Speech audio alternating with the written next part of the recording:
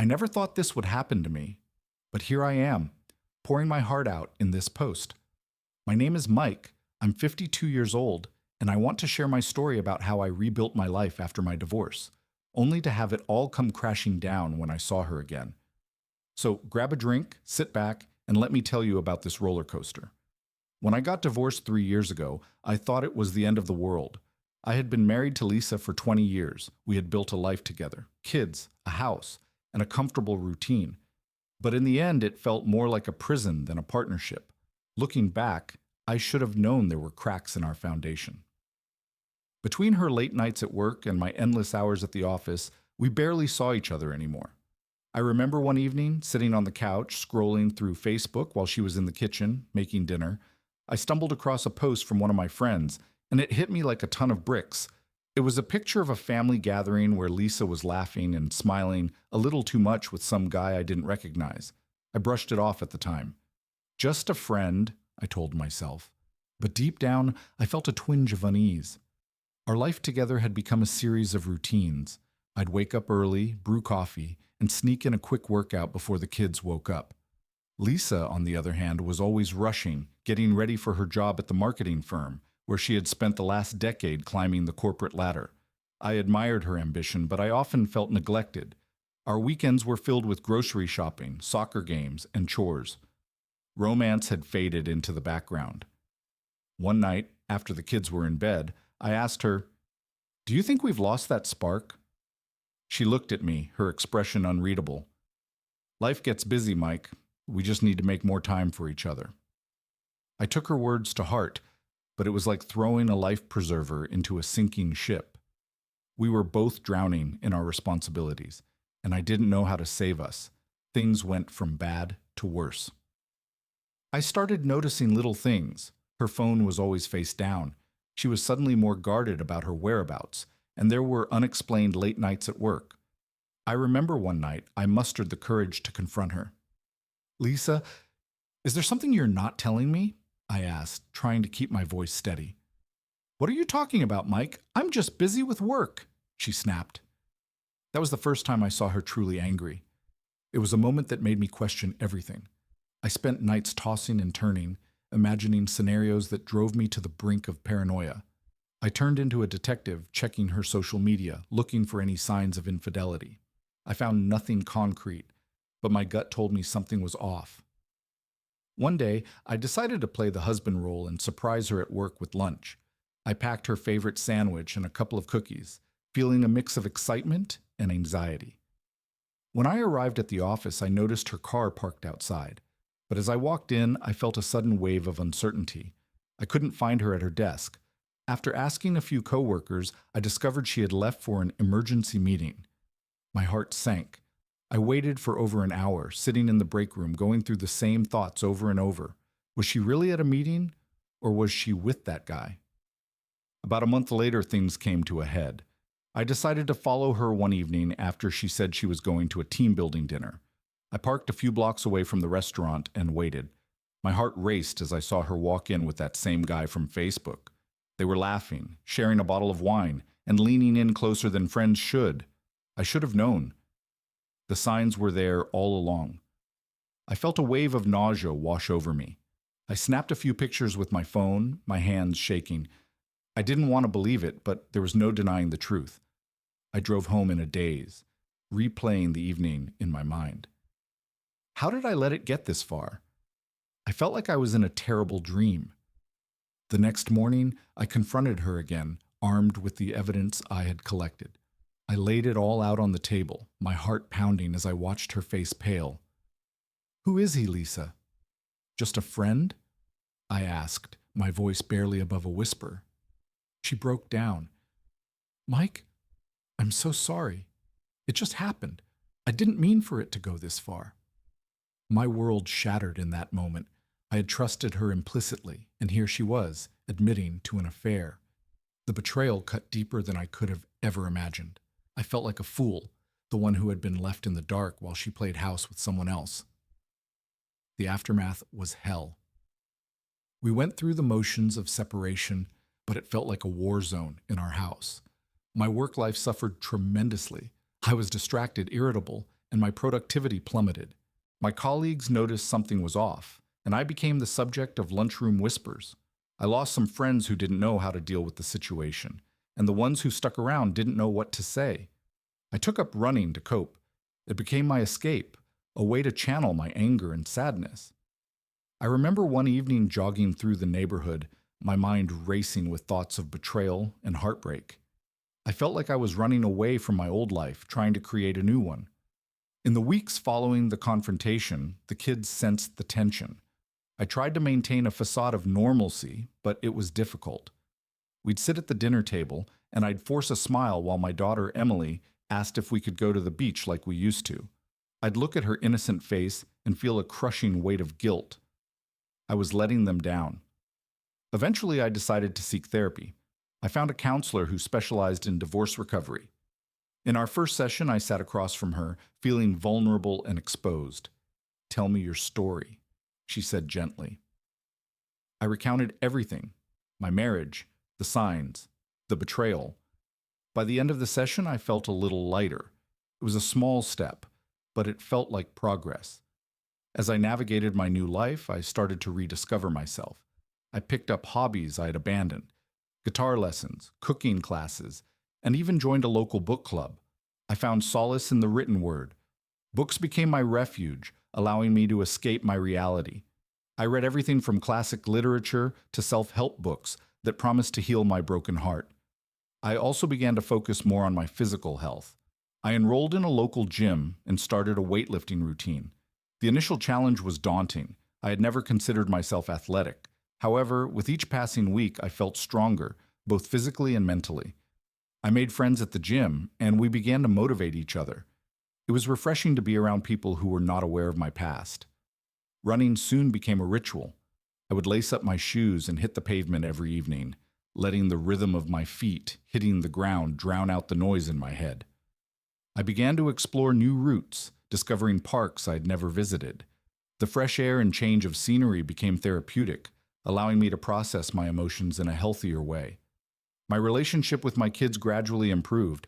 I made it a priority to spend quality time with them, even if it was just watching movies on the weekends or playing board games. I wanted them to know that I was still their dad, and that I loved them unconditionally. One Saturday, we decided to go hiking. I had found a beautiful trail nearby that we had never explored before. As we climbed, I could see the excitement in their faces, and it reminded me of the simple joys we used to share as a family. Then, just when I thought I was getting my life back on track, I ran into Lisa at a mutual friend's party. I froze. There she was, looking as beautiful as ever, but with a different energy. It felt surreal. My heart raced, and I could feel the old emotions bubbling to the surface. "Mike, it's been so long," she said, her voice a mix of surprise and nervousness. "Yeah, it has," I replied, trying to keep my composure. We exchanged small talk, but beneath the surface, I felt a storm brewing. I noticed she was still the same charming woman, but there was an underlying tension between us that hadn't dissipated. I couldn't help but wonder if that guy was still in the picture. As the evening went on, I caught glimpses of her laughing with friends, and I felt a pang of jealousy. I shouldn't have felt that way. I'd moved on, hadn't I? But seeing her again stirred up all the unresolved feelings. I realized that while I had rebuilt my life, the scars of betrayal were still fresh. Later in the night, I found myself standing alone near the snack table, trying to gather my thoughts. Lisa approached me, a hesitant smile on her face. "Can we talk?" she asked. "Sure," I replied, my heart racing again. We stepped outside onto the porch, the cool night air brushing against my skin. "I've missed you," she said, her voice barely above a whisper. "Missed what? The way you betrayed me?" I shot back, my anger flaring up. She looked down, her expression filled with regret. "I messed up, Mike. I was lost. I didn't know how to handle everything." I took a deep breath, trying to keep my emotions in check. "You think that's an excuse?